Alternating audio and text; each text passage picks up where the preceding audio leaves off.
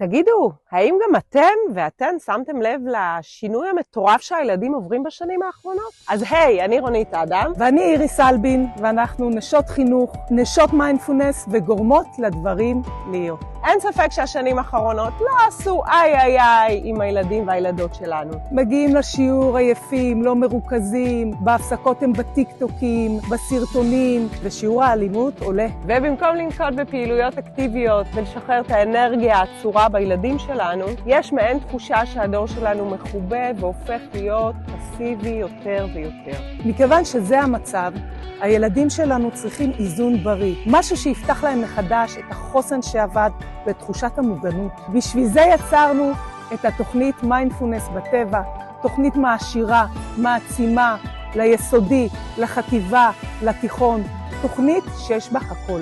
בעזרת התוכנית נפתח את החוסן ואת המוגנות של כל תלמיד ותלמידה. נעבור מפסיביות לאקטיביות בעזרת בניית פרויקטים מהסביבה הטבעית. בקיצור, נקפוץ מהקופסה, נפתח את החושים, נלמד להתמודד עם עולם אתגרי, משתנה, של אי-ודאות ועמימות. זה הרגע לבחור נכון בעבור התלמידים והתלמידות שלנו.